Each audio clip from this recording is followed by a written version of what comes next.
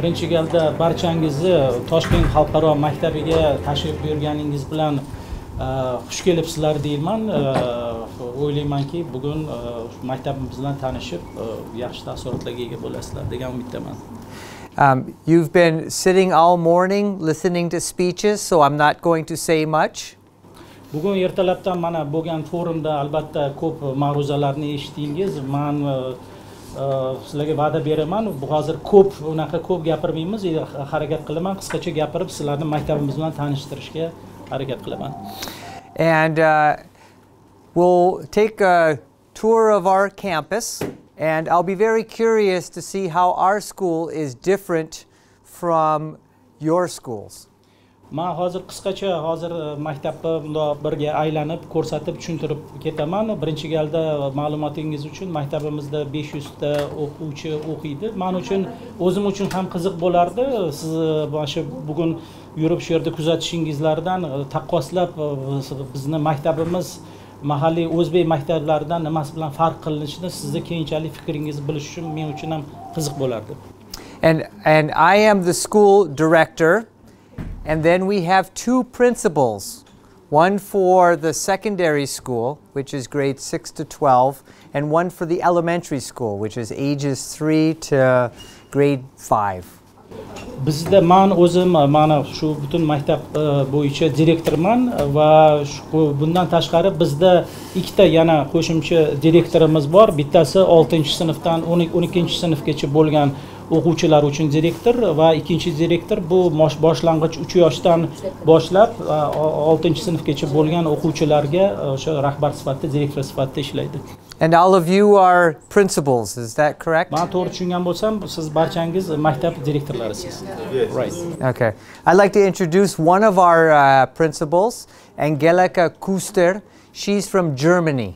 Bitta direktorlarimizdan bittasini tanishtirmoqchiman. Angelika Kuster, ular she's from 6 to 12, yes. 6-sinfdan 12-sinfgacha bo'lgan o'quvchilar uchun javob beradilar. O'zlari Germaniyani. And our elementary teacher, we had one of our assistants resign yesterday, so he is doing interviews for a replacement. And I'm sure all of you have that problem of trying to find last-minute people to come in and work at the school. Bizda mana boshlang'ich sinflarda o'qitadigan o'qituvchimiz bor edi. Asosiy o'qituvchilardan bittasi, afsuski ular ishdan yaqinda bo'shadilar. Hozir biz o'sha suhbat intervyu o'tkazib shu odamning o'rniga boshqa yangi boshlang'ich sinf o'qituvchisini olgani sizlar uchun ham bu muammo tanish bo'lsa kerak. Bir xil joylarda, maktablarda o'qituvchilar yetishmasligi bo'ladi. Bizda ham hozir mana ketgan o'qituvchining o'rniga yangi boshlang'ich sinf o'qituvchisi olishimiz kerak.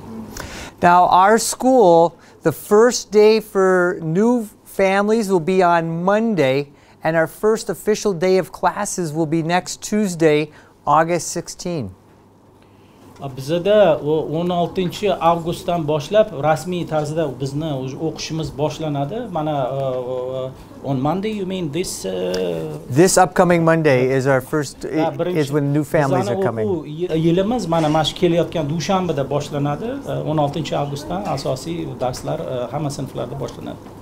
Dushanba kuni new family tanishuv. Da, dushanba kuni birinchi tanishuv, maktab bilan tanishuv kuni bo'ladi, maktabga yangi kelganlar uchun.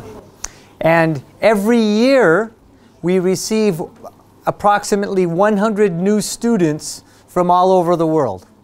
Biz har yili taxminan 100 taga yaqin yangi o'quvchilarni qabul qilamiz. Deyarli dunyoning turli davlatlaridan kelgan o'quvchilar. And we also get about 20 new teachers every year. Va har yili 20 taga yaqin yangi o'qituvchi ham bizga ishga joylashadi.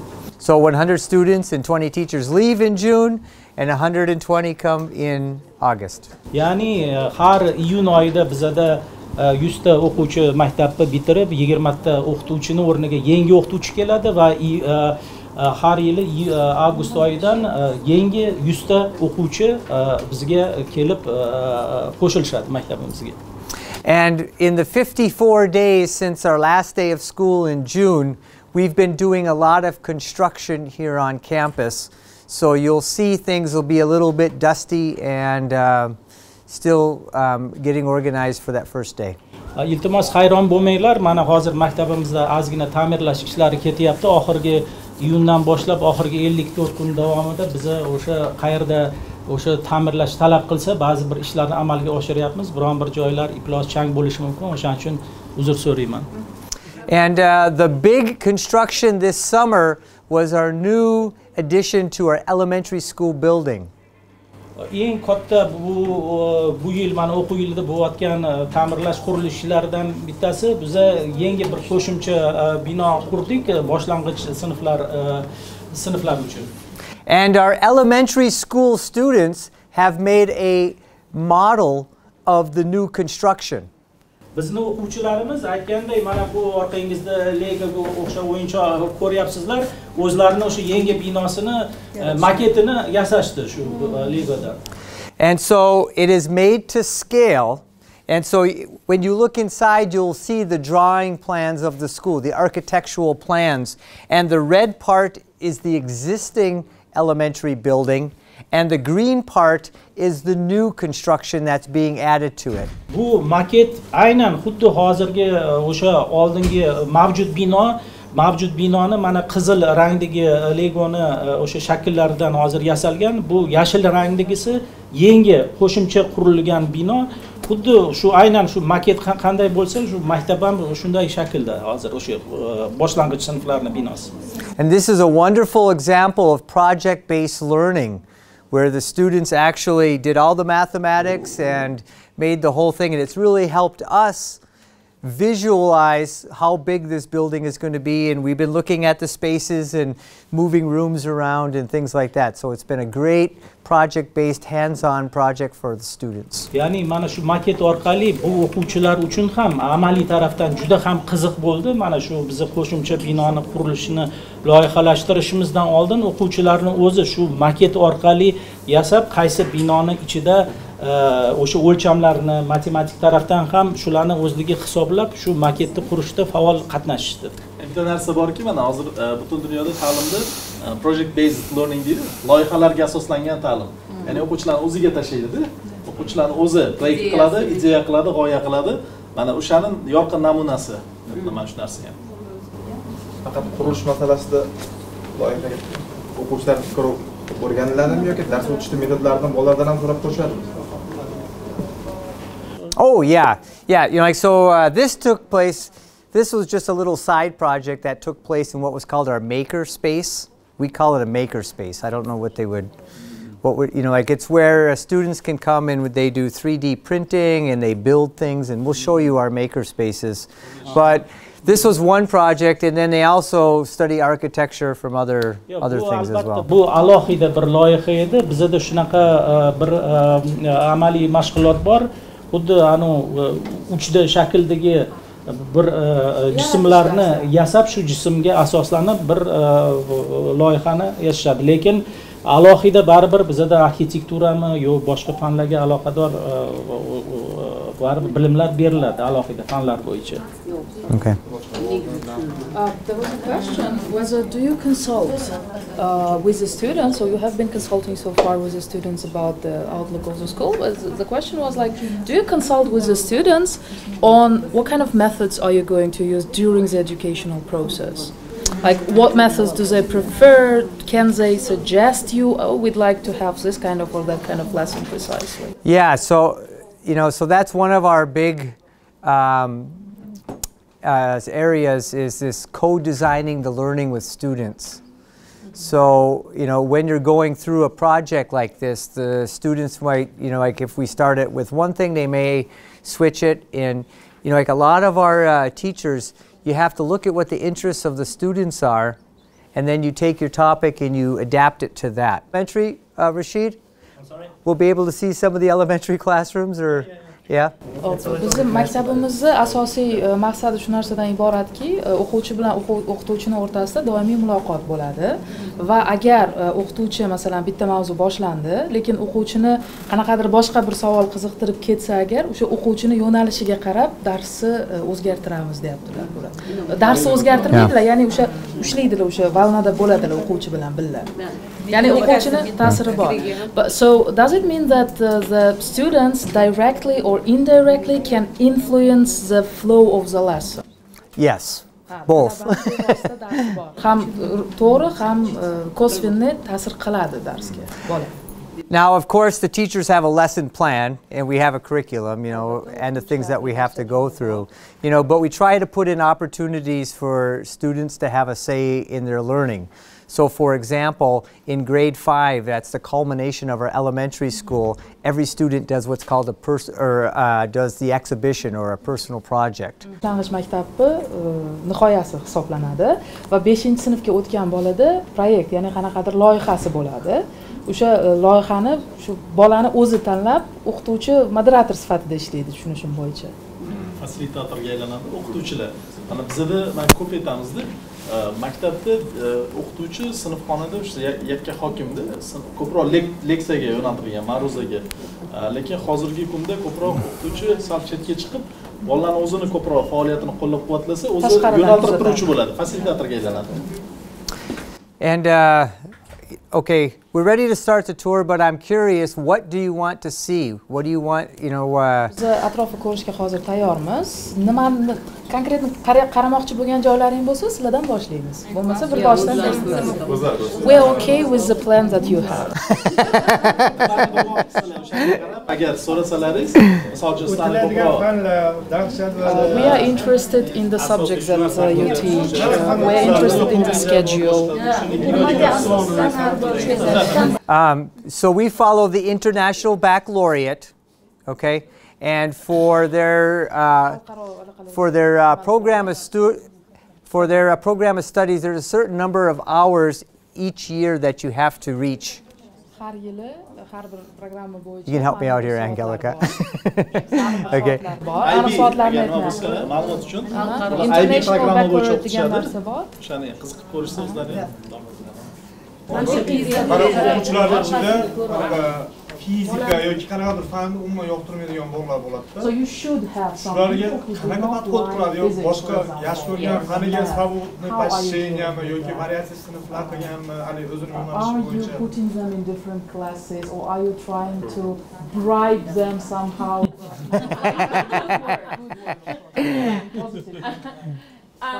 Positive enforcing, reinforcing. What we try to find out is why a student does not like Birinchi something. o'rinda nima uchun fizika unga yoqmasligini tushunishga harakat qilamiz. Often it is because they don't feel confident, and so oftentimes students say, I cannot do math. Ko'pincha ular buni tushunmaydi fanni va men qila olmayman deb qo'yadi. And our math teachers believe everyone can do math, and then we find ways to help them do it that works for them. Bizni matematika o'qituvchimiz esa masalan aytaylik, har bir bola avval boshdan по умолчанию matematikaga shug'ullanishga qodir deb o'ylaydi va o'zini vazifasi o'sha bu tushuntirgan yo'l unga tushunarsiz bo'lishi mumkin, qanaqa qilib tushuntirsam tushunadi degan joydan keladi. Matematikani tushunmaydigan bola yo'q. Hamma bola matematikani tushunadi, faqat yo'lini ko'rsata olmayapmiz. Yo'lini qidirishar. Yana bitta narsa. Masalan, boshlang'ich sinfda bizda shunaqa narsa bor-ku, standart, mana masalan, savodxonlik darajasi shunaqa shuncha so'z bilish kerak, shuncha matematik amallarni bilish kerak. Bitirayotganda bularda qanaqa shunaqa standart bor, nimalarni bilish kerak va o'sha qaysi biriga javob bersagina ular bitira oladi. Mana shunaqa narsalar bormi? Keyin ikkinchi savol, psixolog bor. Standard in elementary levels you are supposed to have some percentages of literacy. For example, you are supposed to be able to read a certain amount of words, right? Then, when you are graduating, you have got again the standard in Uzbekistan, right, which you should meet. Right. Do you have the same standards which are going like from the elementary till the end? And should the students be able to meet that standards in order to graduate from school? The easy question is the second one. Yes, students need to meet a certain standard Bitirish uchun o'sha ma'lum bir standardga javob berish to graduate. Yeah. However, we have students that come from all over the world. Butun dunyodan talaba o'quvchi keladi bizga. who's from schools in Africa, Afrika masalalaridan, America, Europe, from all the continents. So while we have expectations, we also have support systems, and we understand that sometimes they cannot meet our standard, and therefore we need to give help. Mostly it is with English, sometimes it's with learning. So while we have standards, and they are for every year, we look at what should a student be able to do. We accept and we know that because they come from so many different backgrounds, we need to give them more help. Xo'p, demak boya aytganlaridek, bitirish uchun ma'lum bir standartga javob berish kerak, lekin shu bitirganiga qadar, shu har yildan yilga o'qiyotgan vaqtida biz bir narsani to'g'ri tushunamiz, maktabimizda o'quvchilarimiz dunyoning turli burchaklaridan kelishgan va oldingi olgan bilimlari bilan har bitta o'quvchini bilimi bir xil bo'lmaydi va biz bu narsani tushunamiz avval boshdan, sinfxonaga kirishdan oldin biz tushunamiz bu narsani. Va bizni standartlarimiz bor, ma'lum bir talablarimizga javob berish kerak, lekin mana shu javob bermasa, biz unga harakat qilib, qo'ldan kelgancha o'sha darajaga yetishiga ko'mak berishga harakat qilamiz. Pretty similar. Juda ham yaqin. We have, and it varies, but about 20 hours. Some people have, and that's what we call contact time. And contact time is direct working with students. In addition to that, we do some other things. So is that contact time 20 hours? Just have to do some math here. So примерно bir xil deyaptilar. Kontakt vaqti bor, ya'ni o'sha bevosita o'qituvchini dars beradigan vaqti bor. Примерно shunaqa bo'ladi va undan tashqari yana darsdan tashqari ham vaqti bor deyapti, workload bor. So it's probably how long does a teacher work approximately in a week? Okay, so a teacher is expected to be here at 8. Soat 8 da kelish kerak. And can leave after 4:15. So demak 4:15 da ketishi mumkin. Demak, 15 soat 8 soat.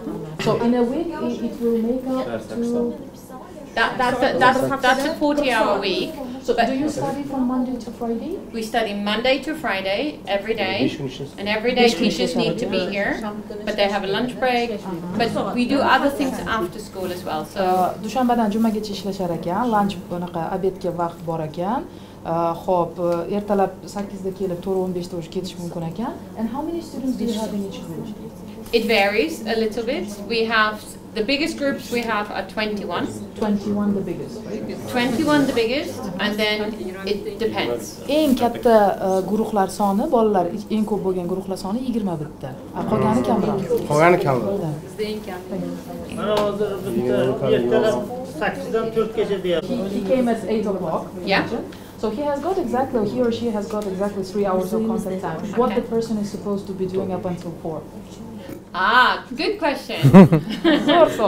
So we believe that it's very important to collaborate, to work with others. Because when we work with others, we learn from them, and together we become better than two parts. When you say work with others, do you It mean means the students or the teachers? The teachers, Okay. but also be there for the students. Biz bir narsaga ishonamizki, ya'ni siz atrofingizdagi o'qituvchilar bilan hamkorlik qilishingiz kerak. O'sha o'qituvchilar bilan fikr almashinishingiz kerak. Siz darsingizni o'tib bo'lganingizdan keyin siz o'sha o'qituvchilar bilan pedagogik masalalar bo'yicha fikr almashishingiz mumkin. Yeah, so sometimes a teacher will be meeting with an individual student that's having problems, and so they'll pull them out of a class and they'll meet with them. Sometimes they're marking papers and grading essays. Other times they have a science department meeting and they're talking about, whatever. So Or they're planning. Yeah, or they're planning their lessons.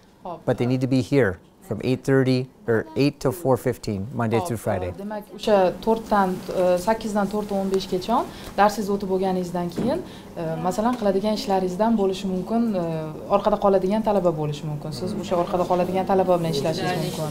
Yoki povideniyasi yaxshi bo'lmagan talaba bo'lishi mumkin, darsdan keyin olib qolib u bilan suhbat qilishingiz mumkin. Yoki marking, ya'ni baholash. Siz qanaqadir siz qanaqadir imtihon olgan bo'lishingiz mumkin, aytaylik, yoki nazorat olgan bo'lishingiz mumkin va o'sha narsani tekshirishingiz mumkin. Va agar buni ham qilib bo'lgan bo'lsangiz, Hop, siz kundalik yo'q, kundalik dokumentatsiyalaringiz bo'ladi. O'sha dokumentatsiyalaringiz bilan bemalol shug'ullansangiz bo'ladi.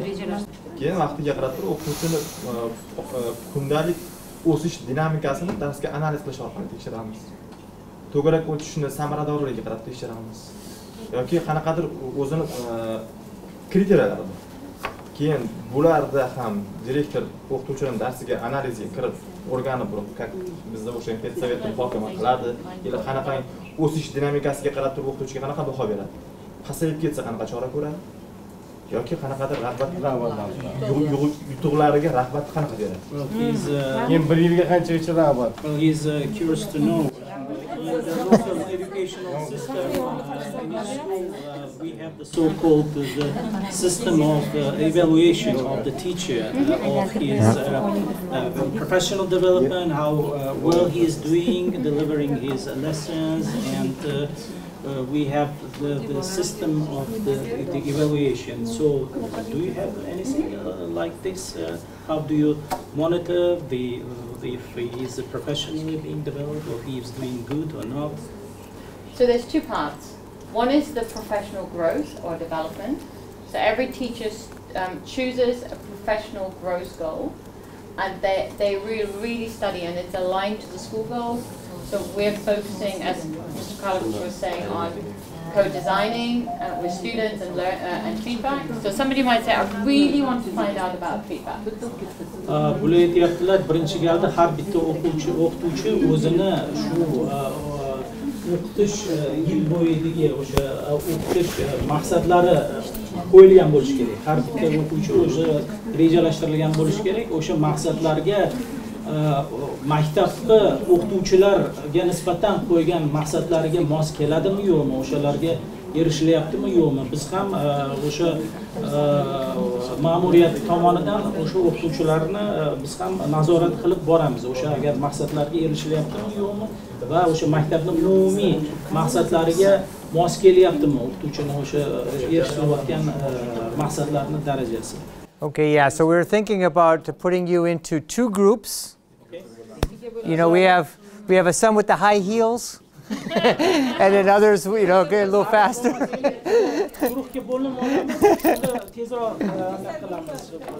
Ishlash uslubini o'rganinglar bo'ldi.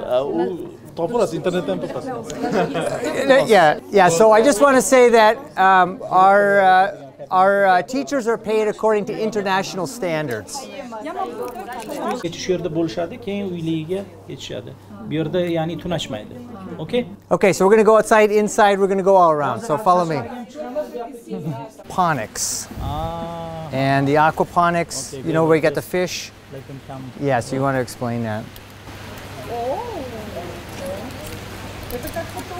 Bu yerda bularni haligi kichkina akvaponikaga o'xshagan narsa ekan. Bu yerda mana baliqlar ham o'zligi ham naqlishligi mumkin ekan.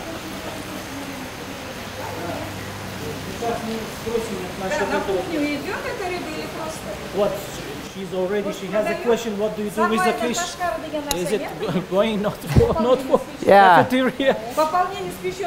Yeah, so the fish go poop, and then it fertilizes all of the plants here. And so we're going to have, you know, we have all the plants, and all the greens go to the cafeteria. We feed the kids. And what's about the fish? She was asking. And then eventually we harvest the fish. So we got some ikra, no, sturgeon, you know, caviar, ikra. Yeah. Bu yerda основной вот здесь вот вы видите, o'simliklarni ko'ryapsizlar. Ba'zilari haligi xuddi ovqat yeydigan salatga o'xshab, mana zelinga o'xshab kafeteriyada ham o'zligi ketar ekan. Balig'i bu adashmasam asyotir dedi. Buni agar ikrasini ham biz olishimiz mumkin. Agar ortiqcha bo'lsa sotib yuboramiz, berib yuboramiz deyaptilar. Endi o'ziga. Yeah, so we have the aquaculture here, yeah. There is some dedicated employee person who takes care of So one employee is in charge of this, but then we have the students come in and they do all the monitoring. They feed the fish, they measure the water quality, they harvest the plants, all of the students are doing Doimiy all the tarzda work. bitta xodim biriktirilgan, u qariydi bu yerga, lekin o'quvchilarni o'zi ham kelib bu yerda yordam berishadi, qatnashishadi faol, bularning faoliyatida. Yep. So it's like the golf, but you do a disc. And we have a whole course all the way around the school. Bu haligi golf o'yini bor-ku, o'sha disk, masalan, bir-biriga disk irg'atishadi. O'shaning uchun ekan mo'ljallangan. Boshqa shkolada, boshqa joylarda ham bir ikkita shunaqa qo'yilgan. O'yin uchun ekan bu. Yeah. Yeah, so they put the disc in there and go, disc golf. Yeah, so the fine arts are very important. So we have music, we have drama, theater, and then you have the visual arts. Bu yerda boshqa maktablarga o'xshab musiqa darsi, masalan, san'atshunoslik, yana nima deydi, rasm chizish, tasviriy san'at bo'yicha darslar o'tiladi. And they have the individual practice rooms. We have a lot of different groups, jazz group, rock and roll. Bizda maktabimizda o'sha musiqani o'sha yo'nalishi bo'yicha ham har xil qiziqganlar, bir xillar jazni yaxshi ko'radigan bor. Keyin shug'ullanishi ham mumkin agar qiziqqan o'quvchilar aloqidan yangilanib turibdi boshqada darsdan tashqari. Then they have an orchestra with strings, yeah. O'sha orkestr Classical. o'ziligini ansamblda klassik muzikalar, musiqalarni chaladigan uchun mana har xil musiqa asboblarini ko'ryapsiz. Havasimiz kelyapti, hozir juda ham zo'r. Интересно, вас может петь? Любит петь, нет? Играет на чем-нибудь, да? Да, может быть, musical instrument. Да. That is my deep regret in. Kamchiligim bor deyaptilar. Yeah, so my thing is the sports, is the coaching here. So I'm the basketball coach. Coach. O'quvchilarning ichida ham sportsmenlar bormi? And I guess you have many kids who are good in sports, doing much in sports, different. Oh yeah, types yeah. of sports. Oh yeah, basketball, football, volleyball, Volleyball, basketball, running, yugurib atletika bilan shug'ullanishadi. atletismo. Yeah. Ya'ni sportga qiziqqan o'quvchilar ko'p. So during the pandemic, when we had the virus, these rooms were they were too small. The students were too close together. So we built 3 classrooms so the students could spread out and we could hold classes on campus. And so these buildings here are made up of 4 40-foot shipping containers, and we made them into classrooms. So we could separate the kids. Shu COVID-19 pandemiyasi davrida o'quvchilar ko'pchiligi o'sha sinf xonalarida guruhda o'tirib bir-biriga yaqin bo'lib, bu o'sha sog'liq, salomatlik, xavfsizlik maqsadida biza mana bu 3 ta hozir har bitta bu mana shu bino bir qavatli, o'zi 4 ta 40 futli konteynerdan iborat. Shularni biza sinf xonalariga aylantirdik-da. Shularni o'sha pandemiya paytida hamma bitta sinflarda to'da bo'lib o'tirishmasin deb alohida yana mana shunaqa konteynerlardan sinf xonalari yasadik. So we can go in one.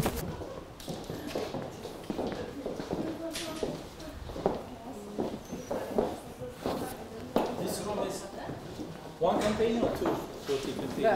There are 4 containers. 4 containers. Yeah, yeah. Da, это 4 ta 40 futli konteynerda mana shu ikkita xona prosta birlashtirishgan konteynerlarni devorlarini olib bir tarafini ham. And so eventually we're going to tear these down, but all of the classrooms have data projector, wireless internet. Bular o'sha pandemiya paytida vaqtincha bularni qilishgan, endi bular butun keyinchalik yana haliga razbirasi qilib olishni rejalashtiramiz, lekin bu sinflarda hammasida mana hozir proyektorlar ham o'rnatilgan, hamma kerakli qurollar borda, materiallar, qurollar o'quvchilar ishlatadigan. Now we are not actively using these rooms. Yeah, it was just mainly during pandemic. Well, we're going to use them for one more year. We're going to use them for this year. Yana jeta 1 yil ishlatish rejamizda bor. Keyinchalik balkim bu yig'ishtirib olarmiz. Yana 1 yil foydalanmoqchi biz deyaptilar bu xonalardan. And all of the students they have their own laptop computer. Va shunisi muhimki, har bitta hamma studentda har bittasida o'sha notebook kompyuteri bor, o'shani dars paytida ham faol ishlatishadi.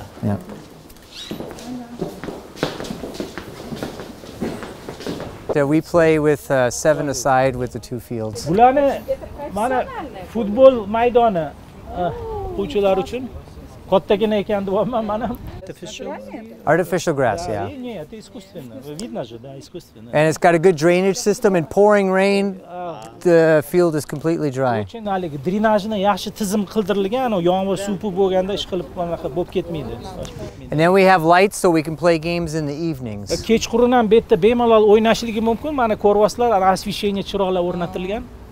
And this has been great during the winters. You know, we used to have a grass field that we could never play in the winter because it turned into mud. So now the physical and health and education classes use this, and hozir mana sezonda juda ham yaxshi o'quvchilar uchun deyapti. Endi qishda bir xillarda ko'p yomg'irchilik, qor bo'lganda albatta bu yerda haligi o'ynash qiyin, lekin mana hozirgi mana bunaqa va boshqa yillar fasli paytida juda ham faol sport bilan shug'ullanishadi maydonda.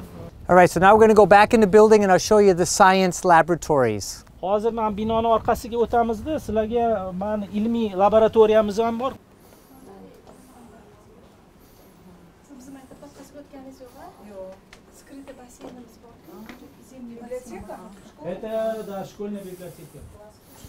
This is the library for the secondary for grades 6 through 12. Bu 6-sinfdan 12-sinf o'quvchilari uchun mo'ljallangan kutubxona ekan. We also have an elementary library. Alohida boshlang'ich sinflar uchun kutubxonamiz alohida bor.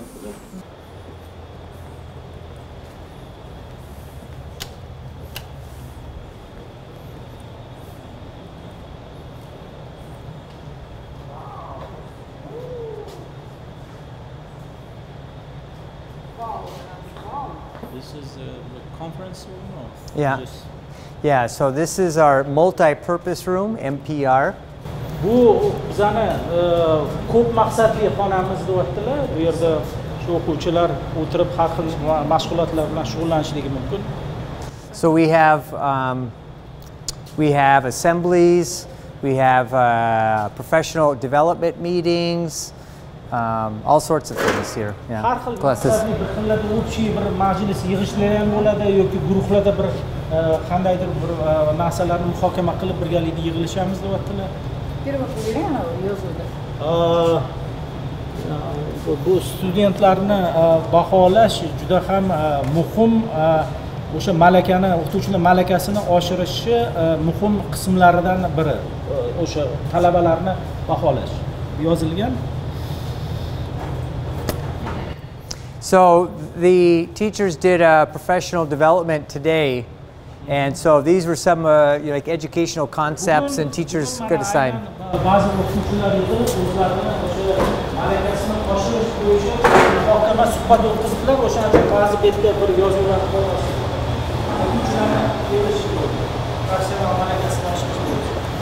And the professional development that they did this afternoon was all about feedback to students from teachers. Ya'ni bugungi asosiy muhokama qilingan mavzui shu o'quvchilar bilan qayta aloqani mustahkamlash, ya'ni o'quvchilar bilan o'quvchilarning orasidagi o'sha muloqotni kuchaytirish. Drama, yeah. Drama.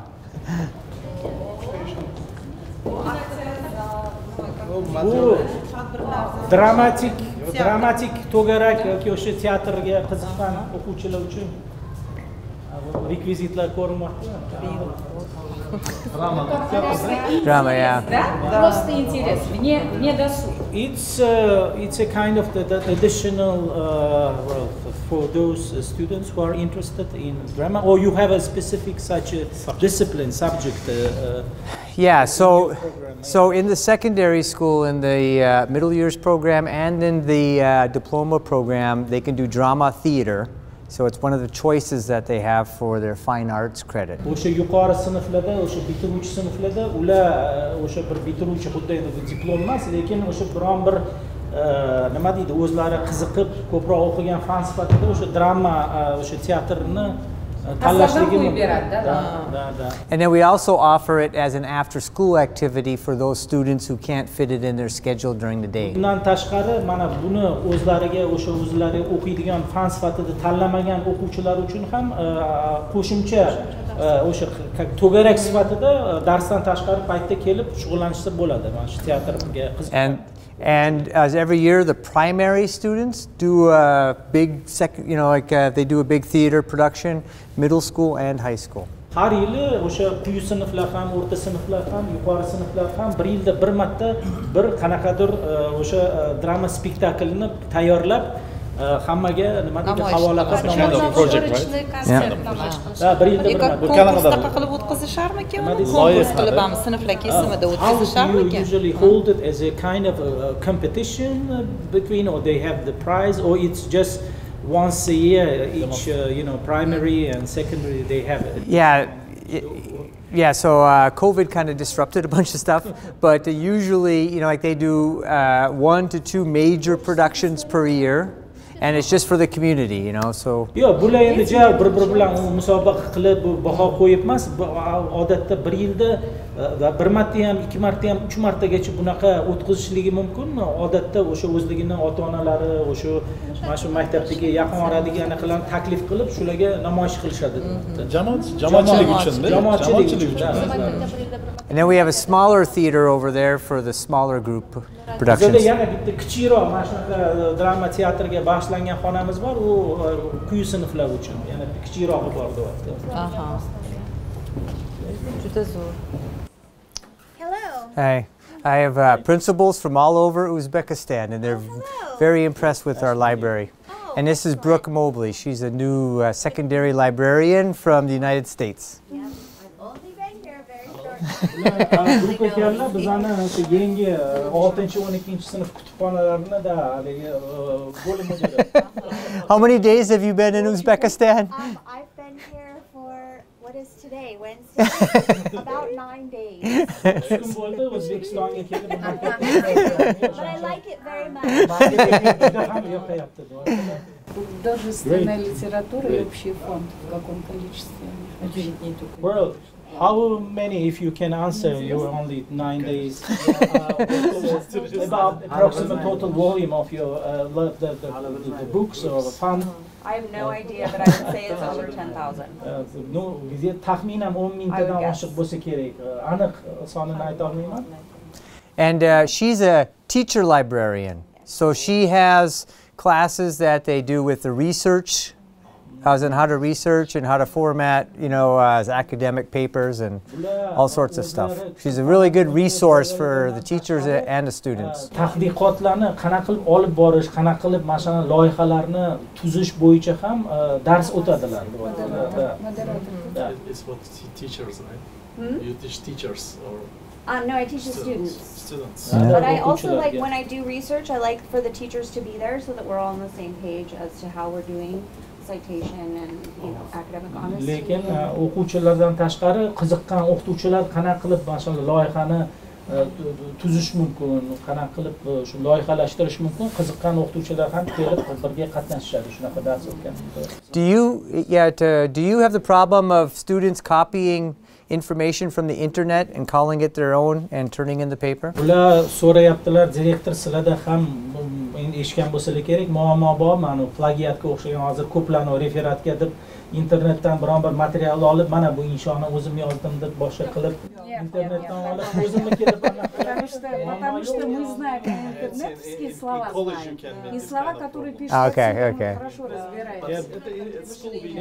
In schools we are system. Okay. Research or just Even elementary students do research. Oh, really? Yes. So we start all the way down in elementary, so that by the time they get to 6th grade, of course it advances a little bit every year, and of course our youngest students are not citing their sources quite yet, but by 6th grade they fully should be able to cite their sources.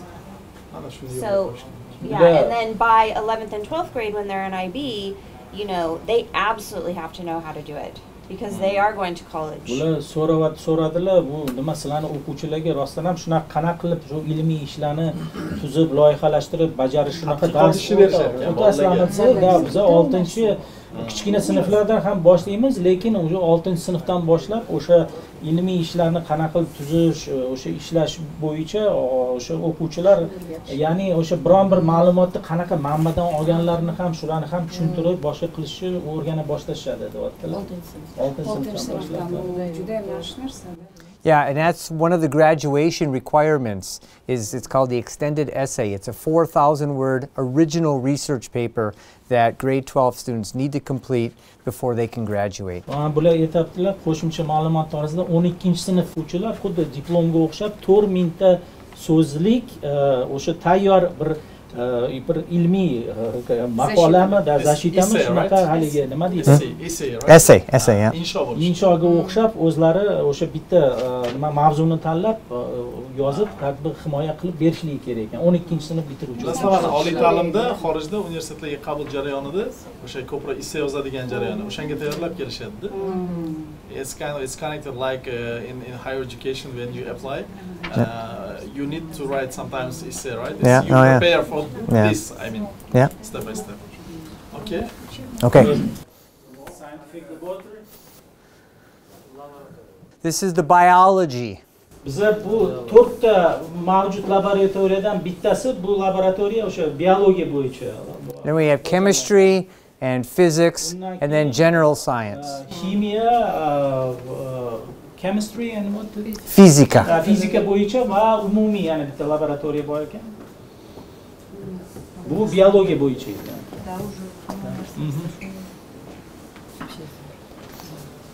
And this teacher has just a particularly rich, engaging, stimulating. I love rooms like this myself. O'qituvchimiz endi o'ziga yarasha ijodkor odam, o'sha nima deydi, o'sha mo'ljallab xonani haligi jihozlab chiqqan, o'sha fanga moslatib. Packed. But the rest are. O'shaning uchun-da bu bizning yaxshi laboratoriyalardan bittasi. Boshqalar ham bor, yomon emas. Hozir yangilarni ko'ramiz.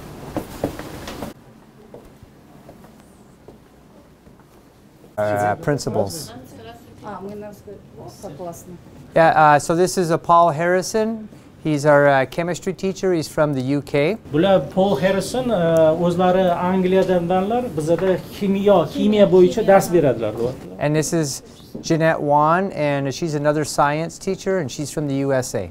Bular Jeanette Wan Amerika Qo'shma Shtatlaridan, bular ham bizada o'sha ilmiy fanlardan bo'yicha dars beradilar.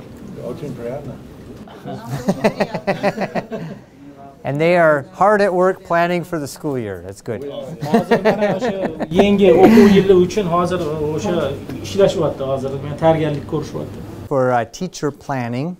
So when teachers are not teaching, they can come here and we have different workstations for the teachers. And then we also do examinations in here when we need to spread out the students. Bu yerda aytibdilar qisqacha oldin ikkita alohida sinf bo'lgan ekan, hozir ko'rib turibsizlar, mana remont qilib, mana yerda anaqalarni joylarini, eshikni joylarini ochib bitta xona qilganmiz.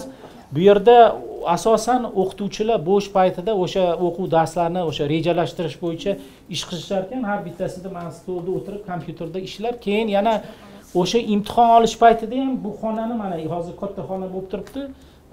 Shu imtihon olishni ham shu joyda o'tkazishar ekan agar xona yetishmasa. So she deals with the social, emotional and psychological needs of our students. Bular mana ismlari Courtney ekan. Bular asosan bizada maktabda ijtimoiy, o'sha psixologik yordam, maslahat o'quvchilarga psixologik va ijtimoiy yordam, maslahatlashuv ishlari bilan shug'ullanar ekanlar. Psixolog. And she's from California, yeah. Bular Kaliforniya shtatidan ekanlar, to'g'ri, psixologik pomosh. Great. And these are principals from all over Uzbekistan. Oh, nice. Hello. Nice to meet everyone. Ko'rishganimdan xursandman deyaptilar. Bular tanishtirdilar. Bu hamma maktab direktorlari tashrif buyurgandi. How many students do you talk to in a normal day?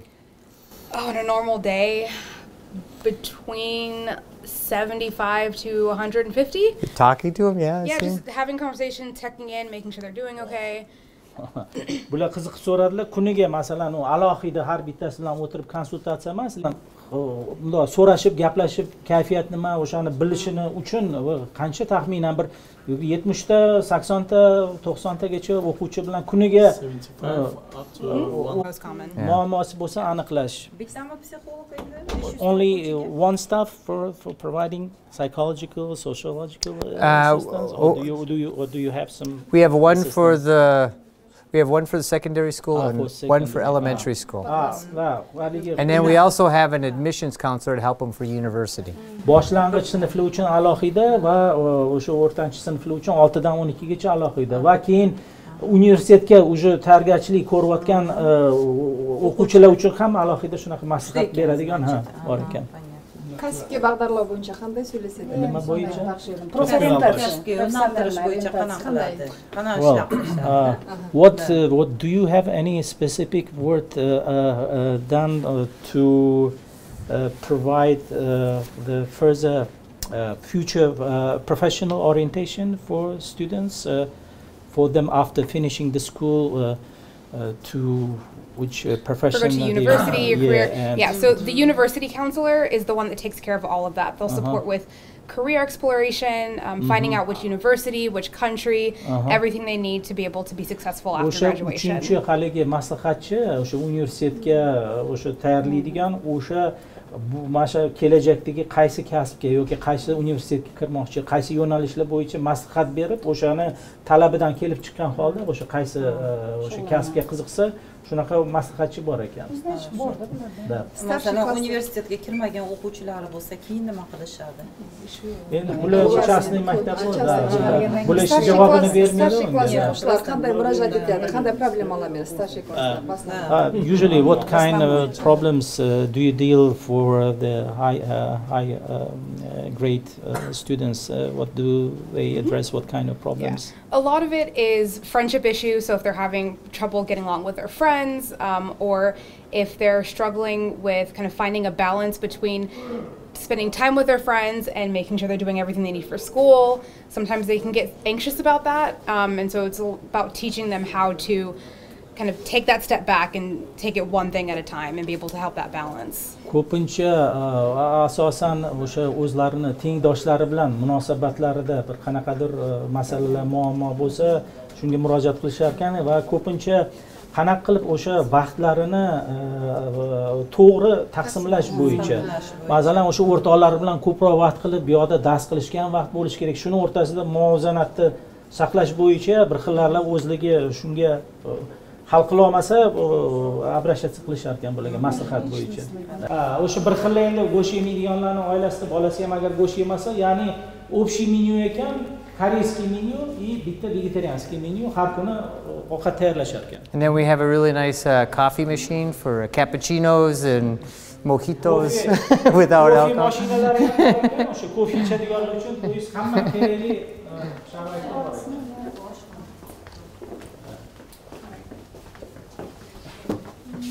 Yeah. So this was an engineering project to see who can build the strongest bridge.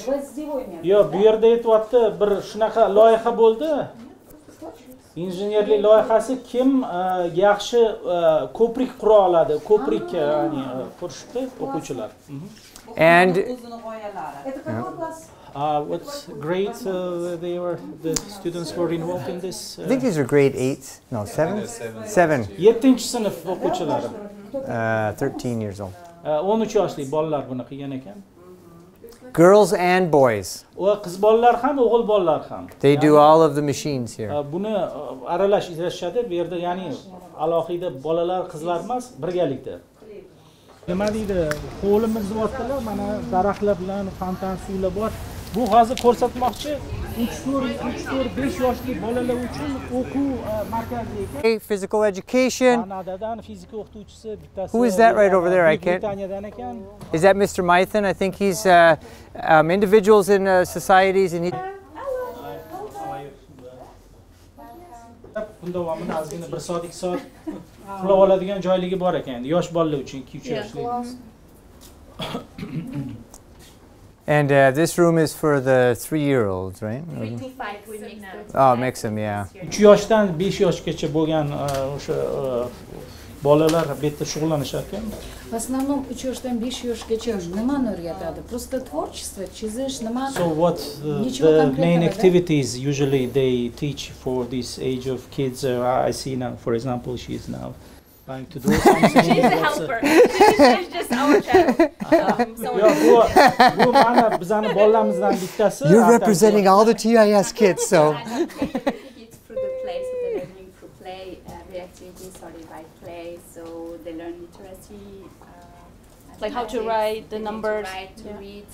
Albatta o'sha 3 yosh, 5 yoshga o'sha maktabga yaqin yoshlar maktabga borishga o'sha qandaydir bir chizish, ozgina qaysidir harflarni o'sha tanib o'qitishi, qanaqadir bir o'yinlar o'ynashi, o'sha haligi rivojlantiradigan, fikrlashni rivojlantiradigan o'yinlar. By the end of this, I'm sorry. No, go ahead, go By ahead. the end of this, You guys are the experts. They know how to write their name. That's usual.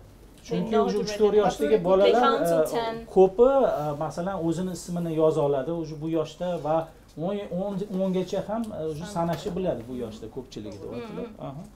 You know, but we also believe that learning and play is the same thing, right? And you know, every student grows at their own rate, and some of the most important skills you learn is how to get along well with others, and you know, this is starting that foundation here. Eng asosiy deyapti, bu bolalar shu yoshida o'sha ana birgalikda o'zini tengdoshlari bilan o'sha muloqotda bo'lib, nima deydi, maktabda baribir bitta jamoada bo'lishadi-yu, shuning uchun shu yoshdan o'sha birgalikda bo'lib qandaydir mashg'ulotlar bilan shug'ullanib o'sha muloqot qilishga o'rganishadi deyapti. We also do a lot of free exploration and we do a lot of stuff outside as well. Biz bu yerda mana xonada shug'ullangan mashg'ulotlardan tashqari mana hovliga chiqib ham o'sha tashqarida bular bilan shug'ullanamiz, har xil mashg'ulotlar bilan. Hovla, we have that. We have our own like small garden. Yeah. So let's go out to the garden. Yeah. So this is the park for them. Yeah. So they have their own play area. And they got the bicycles going around here, and you know, then they have some outdoor sinks that they play with water. And o'zligi tashqarida xuddi bog'chaga o'xshab chiqib, ozgina o'yin o'ynab, kichkina velosipedda ham aylanib yurishlik uchun joy ekan. And they probably spend more time out here than they do inside. Ko'pincha endi bunaqa paytda ob-havo issigan paytda ko'proq tashqarida o'ynashadi, avtomobildan ichkarida o'ynagandan ko'ra. And this is Walid. He is our athletic director and activities coordinator.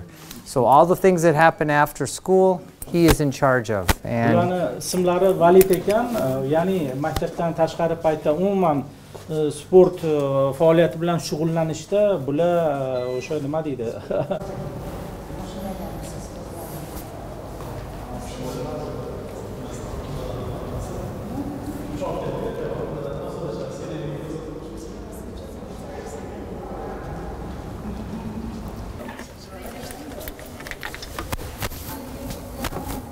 That our school mascot here, this was a design by a student, and you can look for a map of Uzbekistan on the owl. Bu yerda mana bu o'sha maktabda o'quvchilardan bittasi loyihalashtirgan ekan, bu o'sha maktabning emblemasini. Shunga bundoq yaqinroq e'tibor berib qarasangiz, O'zbekistonning xaritasini shakli bor ekan o'sha peshonada.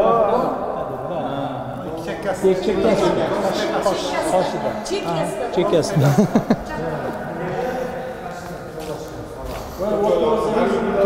The whole bunch of owls that were in an abandoned building here on campus.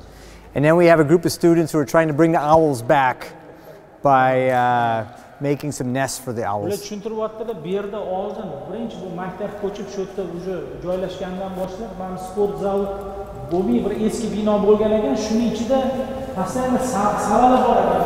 Shularni o'sha chiqazib olmay, o'sha qaytadan buni ta'mirlashni o'rtada ko'p savalar bo'lgan ekan, o'shandan shu savarni simvolini olishgan.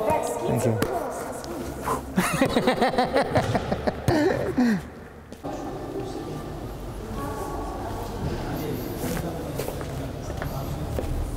So it's which you told us about. Yeah. You're expanding.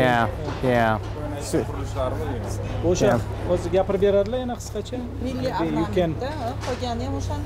You can mention it maybe again that Yeah, so this is that new elementary wing that we're going to have. O'sha boshlang'ich sinflar uchun qo'shimcha yana biz bino quryapmiz dedilar-yu hali. Shuni hozir qurilishi bu. And so everybody from the Early Learning Center, and there's some elementary classrooms over there that we didn't see. Everybody's going to go in here. Hozir bu bino bitgandan keyin o'sha hozirgi mana uni biza olib tashlaymiz, boshqa narsa rejalashtiramiz. Bu bitgandan keyin. Yeah. So when you are planning to finish? And so this will be done January, February, March, maybe? Next year? Yeah, 2023. Keyingi yanvar, fevral oylarida bitib qolar ekan, so'radi. Odam bola bu xonada, 10 ta bola bu xonada, bog'cha bo'lar ekan, bog'chaning xonasida, kichkintoylar uchun. You know, and then you can close it up and have separate classes or keep it open and have them both going. Mashg'ulotlar o'tkazamizda, bunda yurilib, bunda aligani qilib bor ekan, reysda yuradigan, alohida yopib. And in this space there will be 2 teachers and 2 teacher assistants for the kinder. Bu bog'cha uchun 2 ta tarbiyachi bilan o'sha 2 ta yordamchisi bo'lar ekan, mana shu 20 ta bola uchun. And then they have a beautiful, not anymore, but outdoor learning space there. You know, like where they have a garden and a compost and water and all sorts of stuff. Bu yerda mana hozir bu yerda hammasi remont bo'lyapti. Tashqarida o'zligining hovlisi bo'lar ekan, o'sha tashqarida o'sha o'yin o'ynab vaqt o'tkazishlik uchun.